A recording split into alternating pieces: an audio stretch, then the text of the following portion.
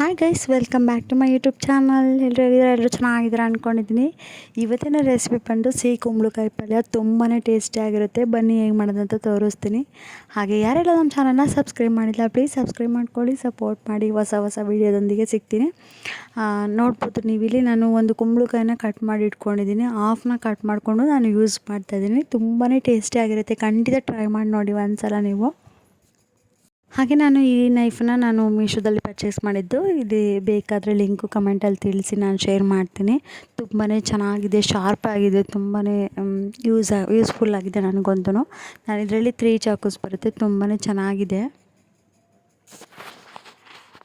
ಈ ರೀತಿ ನಾನು ಚಿಕ್ಕದಾಗಿ ಕಟ್ ಮಾಡಿ ಇಟ್ಕೊತಾ ಇದ್ದೀನಿ. ಅದನ್ನು ಸ್ಮಾಲ್ ಪೀಸಸ್ ಆಗಿ ಕಟ್ ಮಾಡಿ ಇಟ್ಕೊಂಡು ನಾನು ನೀರಲ್ಲಿ ನೆನೆಸಿಟ್ಕೊತೀನಿ ಒಂದು 5 ನಿಮಿಷ. ನೀವು ಕೂಡ ಈ ರೀತಿ ಚಿಕ್ಕದಾಗಿ ಕಟ್ ಮಾಡಿ ಇಟ್ಕೊಬೋದು, ಅಥವಾ ಇದಕ್ಕಿಂತ ಚಿಕ್ಕದಾಗಿ ಕಟ್ ಮಾಡಿಕೊಂಡ್ರೂ ಓಕೆ. ಇದು ತುಂಬಾ ಬೇಗ ಬೇಯುತ್ತೆ. ಹಾಗಾಗಿ ಸಾಕು, ಇಷ್ಟು ದೊಡ್ಡದಾಗಿರಲಿ ಅಂತ ಹೇಳ್ಬಿಟ್ಟು ಇಷ್ಟು ದೊಡ್ಡದಾಗಿ ಕಟ್ ಮಾಡಿ ಇಟ್ಕೊತಾ ಇದ್ದೀನಿ. ನೋಡ್ಬೋದು ನೀವು ಎಷ್ಟು ಶಾರ್ಪಾಗಿದೆ ಚಾಕು ಅಂತೇಳಿ. ಅಷ್ಟೇ ನೋಡೋಕ್ಕೂ ಅಷ್ಟೇ ತುಂಬಾ ಚೆನ್ನಾಗಿದೆ. ಬನ್ನಿ ರೆಸಿಪಿನ ಶೇರ್ ಮಾಡ್ತೀನಿ. ನೋಡಿ, ಈ ರೀತಿ ನಾನು ಚಿಕ್ಕದಾಗಿ ಕಟ್ ಮಾಡಿಟ್ಕೊಂಡು ನಾನು ನೀರಲ್ಲಿ ನೆನೆಸಿಟ್ಕೊಂಡಿದ್ದೀನಿ ಒಂದು 5 ಮಿನಿಟ್ಸು. ಹಾಗೆ ನಾನು ಒಗ್ಗರಣೆಗೆ ಅಂತ ಹೇಳ್ಬಿಟ್ಟು ಈರುಳ್ಳಿ ಮತ್ತು ಕರ್ಬೇವಿನ ಸೊಪ್ಪು, ಟೊಮ್ಯಾಟೊ, ಹಾಗೆ ಒಂದೆರಡು ಬೆಳ್ಳುಳ್ಳಿನ ಜಜ್ಜಿಟ್ಕೊಂಡಿದ್ದೀನಿ. ಹಾಗೆ ಕೊತ್ತಂಬರಿ ಸೊಪ್ಪನ್ನ ಸಣ್ಣದಾಗಿ ಹೆಚ್ಚಿಟ್ಕೊಂಡಿದ್ದೀನಿ. ಇದೆಲ್ಲನೂ ಕೂಡ ಇವಾಗ ಒಗ್ಗರಣೆ ಮಾಡ್ಕೊಳ್ಳೋಣ. ಇಷ್ಟು ನಾನು 2 ಟೊಮೊಟೊ ತೊಗೊಂಡಿದ್ದೀನಿ, ಹಾಗೆ 1 ಈರುಳ್ಳಿ ತೊಗೊಂಡಿದ್ದೀನಿ. ಟೇಸ್ಟು ಕೂಡ ಅಷ್ಟೇ ತುಂಬಾ ಚೆನ್ನಾಗಿರುತ್ತೆ. ರೊಟ್ಟಿಗಂತೂ ತುಂಬಾ ಚೆನ್ನಾಗಿರುತ್ತೆ. ರೊಟ್ಟಿಗೆ ಚಪಾತಿಗಂತೂ ತುಂಬ ಕಾಂಬಿನೇಷನ್ ಚೆನ್ನಾಗಿರುತ್ತೆ. ಖಂಡಿತ ಟ್ರೈ ಮಾಡಿ ನೋಡಿ. ಹಾಗೆ ನನ್ನ ಚಾನಲ್ನ ಯಾರೆಲ್ಲ ನೋಡ್ತಾ ಇದ್ದೀರಾ, ಪ್ಲೀಸ್ ಸಬ್ಸ್ಕ್ರೈಬ್ ಮಾಡ್ಕೊಳ್ಳಿ, ಸಪೋರ್ಟ್ ಮಾಡಿ. ಈಗ ನಾನು ಆಯಿಲ್ನ ಹಾಕ್ಕೊಂಡಿದ್ದೇನೆ. ಕುಕ್ಕರಲ್ಲೇ ಮಾಡ್ಕೊತೀನಿ ನಾನು. ನೀವು ಬೇಕಾದರೆ ಬಾಣಲೆಯಲ್ಲಿ ಕೂಡ ಮಾಡ್ಕೊಬೋದು. ಕುಕ್ಕರಲ್ಲಿ ಮಾಡಿ 1 ವಿಷಲ್ ಹಾಕ್ಕೊಂಡ್ರೆ ಸಾಕು, ತುಂಬಾ ಚೆನ್ನಾಗಿ ಬರುತ್ತೆ. ಹಾಗಾಗಿ ನಾನು ಡೈರೆಕ್ಟಾಗಿ ಕುಕ್ಕರ್ಗೆ ನಾನು ಒಗ್ಗರಣೆ ಹಾಕ್ಕೊತಾ ಇದ್ದೀನಿ. 3 ಲೀಟರ್ಸ್ ಕುಕ್ಕರ್ನ ಯೂಸ್ ಮಾಡ್ತಾಯಿದ್ದೀನಿ. ಅದಕ್ಕೆ ನಾನು ಒಗ್ಗರಣೆಗೆ ಆಯಿಲ್ ಹಾಕ್ಬಿಟ್ಟು ಸ್ವಲ್ಪ ಕಡಲೆಬೇಳೆನ ಹಾಕ್ಕೊಂಡಿದ್ದೀನಿ ಒಗ್ಗರಣೆಗೆ.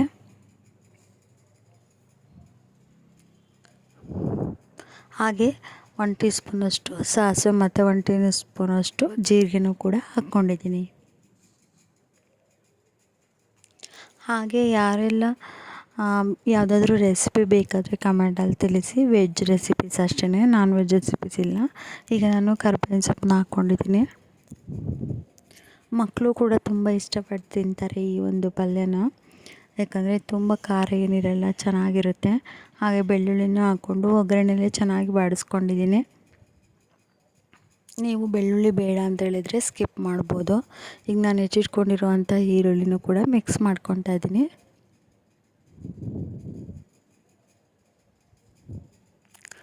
ಅದೆಲ್ಲನೂ ಕೂಡ ಚೆನ್ನಾಗಿ ಫ್ರೈ ಆಗಲಿ.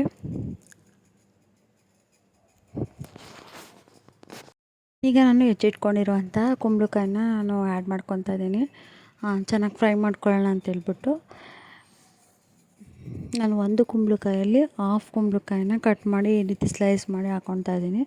ಆ ಟೇಸ್ಟ್ ಅಂತೂ ತುಂಬಾ ಚೆನ್ನಾಗಿರುತ್ತೆ. ಖಂಡಿತ ಟ್ರೈ ಮಾಡಿ ನೋಡಿ. ಯಾರಾದರೂ ಟ್ರೈ ಮಾಡಿಲ್ಲ ಅಂತಂದರೆ ಈ ಒಂದು ರೆಸಿಪಿನ ಟ್ರೈ ಮಾಡಿ ನನಗೆ ಕಮೆಂಟಲ್ಲಿ ತಿಳಿಸಿ. ತುಂಬಾ ಚೆನ್ನಾಗಿರುತ್ತೆ. ಈಗ ನಾನು ಸ್ವಲ್ಪ ಹೊತ್ತು ಒಂದು ಮಿನಿಟ್ಸ್ ಅಷ್ಟು ನಾನು ಹಾಗೆ ತಿರುಗಿಸ್ಕೊತಾ ಇರ್ತೀನಿ. ಸ್ವಲ್ಪ ಸಾಫ್ಟಾಗಿ ಒಗ್ಗರಣೆಯಲ್ಲಿ ಚೆನ್ನಾಗಿ ಬೇಯಲಿ ಅಂತೇಳ್ಬಿಟ್ಟು.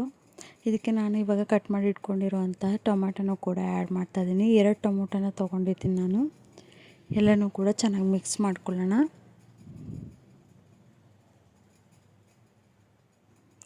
ಹಾಗೆ ಇವಾಗ ನಾನು ಖಾರಕ್ಕೆ ಅಂತೇಳ್ಬಿಟ್ಟು ಹಸಿಮೆಣ್ಸಿನ್ಕಾಯಿ ಯೂಸ್ ಮಾಡ್ತಾಯಿಲ್ಲ.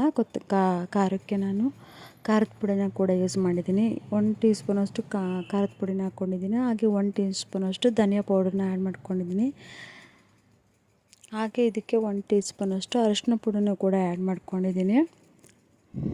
ಈಗ ಮಿಕ್ಸ್ ಮಾಡಿಕೊಂಡು ನಿಮಗೆ ಯಾವ ಕನ್ಸಿಸ್ಟೆನ್ಸಿ ಬೇಕಾಗುತ್ತೆ ಆ ಕನ್ಸಿಸ್ಟೆನ್ಸಿಗೆ ವಾಟ್ರನ್ನ ಆ್ಯಡ್ ಮಾಡ್ಕೋಬೋದು. ಹಸಿಮೆಣ್ಸಿನ್ಕಾಯಿ ಹಾಕಿದ್ರೂ ತುಂಬ ಚೆನ್ನಾಗಿರುತ್ತೆ. ಖಾರದ ಪುಡಿ ಹಾಕಿದ್ರೆ ಟೇಸ್ಟ್ ಚೆನ್ನಾಗಿರುತ್ತೆ ಅಂತೇಳ್ಬಿಟ್ಟು ನಾನು ಈ ರೀತಿ ಮಾಡ್ತೀನಿ. ನಮ್ಮ ಮನೇಲಿ ತುಂಬಾ ಇಷ್ಟಪಟ್ಟು ತಿಂತಾರೆ ಎಲ್ಲರೂ ಕೂಡ. ಮಕ್ಕಳು ಅಷ್ಟೇ ಟೇಸ್ಟ್ ಚೆನ್ನಾಗಿರುತ್ತೆ ಅಂತೇಳ್ಬಿಟ್ಟು ತಿಂತಾರೆ. ಹಾಗೆ ಕೊತ್ತಂಬರಿ ಸೊಪ್ಪನ್ನು ಕೂಡ ಆ್ಯಡ್ ಮಾಡಿದ್ದೀನಿ.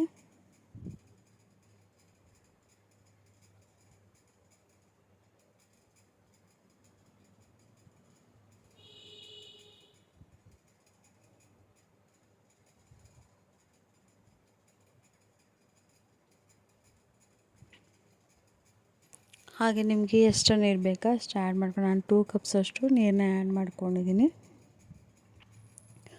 ಯಾಕಂದರೆ ತುಂಬ ತೆಳ್ಳಗಾದರೆ ಚೆನ್ನಾಗಿರಲ್ಲ ಅಂತೇಳ್ಬಿಟ್ಟು ಸಾಂಬಾರು ಥರ ಆಗ್ಬಿಡುತ್ತೆ ಇಲ್ಲಾಂದರೆ ಅಂಥೇಳಿ 2 ಕಪ್ನ ಆ್ಯಡ್ ಮಾಡ್ಕೊಂಡಿದ್ದೀನಿ. ವಿಷಲ್ ಆಗಿದ್ರೆ ಚೆನ್ನಾಗಿ ಬರುತ್ತೆ ಅಂತೇಳ್ಬಿಟ್ಟು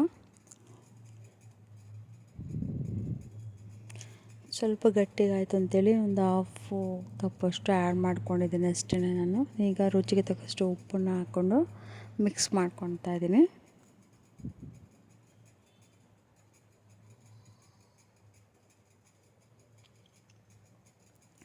ಈಗ ನಾನು ಕಾಯಿನ ಆ್ಯಡ್ ಮಾಡ್ತಾಯಿಲ್ಲ, ಲಾಸ್ಟಿಗೆ ವಿಷಲ್ ಆದಮೇಲೆ ನಾನು ತೆಂಗಿನಕಾಯಿನ ಯೂಸ್ ಮಾಡ್ತಾಯಿದ್ದೀನಿ. ಕುಕ್ಕರ್ನ ಕ್ಲೋಸ್ ಮಾಡಿಬಿಟ್ಟು 2 ವಿಷಲ್ಸ್ನ ಹಾಕ್ಕೊಂಡಿದ್ದೀನಿ. ಈ ರೀತಿಯಾಗಿ ಸಾಫ್ಟಾಗಿ ಬೆಂದಿದೆ, ತುಂಬಾ ಟೇಸ್ಟಿಯಾಗಿರುತ್ತೆ. ಇದಕ್ಕೆ ನಾನು ಇವಾಗ ತೆಂಗಿನಕಾಯಿ ತುರಿನ ಆ್ಯಡ್ ಮಾಡ್ಕೊತಾ ಇದ್ದೀನಿ. ಅಷ್ಟೊತ್ತಿಗೆ ಸ್ವಲ್ಪ ಪವರ್ ಹೋಗಿ ಬಂತು, ಸ್ವಲ್ಪ ಕತ್ಲಾಗಿದೆ. ಟೇಸ್ಟ್ ಅಂತೂ ತುಂಬಾ ಚೆನ್ನಾಗಿ ಬಂದಿತ್ತು. ನಾನೀಗ ತೆಂಗಿನಕಾಯಿ ತುರಿನ ಹಾಕ್ಕೊಂಡು ಚೆನ್ನಾಗಿ ಮಿಕ್ಸ್ ಮಾಡ್ಕೊತೀನಿ. ತುಂಬ ಸ್ಮ್ಯಾಶ್ ಮಾಡೋಕ್ಕೆ ಹೋಗ್ಬೇಡಿ, ಯಾಕಂದರೆ ತುಂಬ ಸಾಫ್ಟಾಗಿ ಬೆಂದಿರುತ್ತೆ. ನಾರ್ಮಲಾಗಿ ಒಂದು 2-3 ಸಲ ತಿರ್ಗಿಸ್ಕೊಂಡ್ರೆ ಸಾಕು, ಟೇಸ್ಟಿಯಾಗಿರುತ್ತೆ. ಖಂಡಿತ ಟ್ರೈ ಮಾಡಿ ನೋಡಿ, ನನಗೆ ಕಮೆಂಟಲ್ಲಿ ತಿಳಿಸಿ. ಹಾಗೆ ನಾನು ಇದ್ರ ಜೊತೆಗೆ ಜೋಳದ ರೊಟ್ಟಿ ಮಾಡ್ಕೊಂಡಿದ್ದೆ. ಜೋಳದ ರೊಟ್ಟಿ ಜೊತೆ ಕಾಂಬಿನೇಷನ್ ತುಂಬಾ ಚೆನ್ನಾಗಿತ್ತು, ನೋಡ್ಬೋದು ನೀವು. ತುಂಬ ಚೆನ್ನಾಗಿ ಬಂದಿತ್ತು. ರೊಟ್ಟಿನೂ ಕೂಡ ಅಷ್ಟೇ ತುಂಬ ಸಾಫ್ಟಾಗಿ ಬಂದಿತ್ತು. ರೊಟ್ಟಿ ಮಾಡೋದು ಹೇಳಿಕೊಡ್ರಿ ಅಂದರೆ ನಾನು ಶೇರ್ ಮಾಡ್ತೀನಿ ಯಾವುದಾದ್ರೂ ವೀಡಿಯೋದಲ್ಲಿ, ನೋಡ್ಬೋದು ನೀವು ಯಾವ ರೀತಿಯಾಗಿತ್ತು ಅಂತೇಳಿ. ಐ ಹೋಪ್ ಈ ಒಂದು ರೆಸಿಪಿ ನಿಮಗೆ ಖಂಡಿತ ಇಷ್ಟ ಆಗುತ್ತೆ ಅಂತ ಅಂದ್ಕೊಂಡಿದ್ದೀನಿ. ಇಷ್ಟ ಆದರೆ ಲೈಕ್ ಮಾಡಿ, ಶೇರ್ ಮಾಡಿ, ಕಮೆಂಟ್ ಮಾಡಿ. ಆ್ಯಂಡ್ ಸಬ್ಸ್ಕ್ರೈಬ್ ಮಾಡದೆ ನೋಡ್ತಾ ಇರೋರು ಪ್ಲೀಸ್ ಸಬ್ಸ್ಕ್ರೈಬ್ ಮಾಡಿಕೊಂಡು ಸಪೋರ್ಟ್ ಮಾಡಿ. ಹೊಸ ವೀಡಿಯೋಸ್ನ ಶೇರ್ ಮಾಡ್ತಾಯಿರ್ತೀನಿ. ನೆಕ್ಸ್ಟ್ ಇನ್ನೊಂದು ಹೊಸ ವೀಡಿಯೋದೊಂದಿಗೆ ಸಿಗ್ತೀನಿ. Thank you.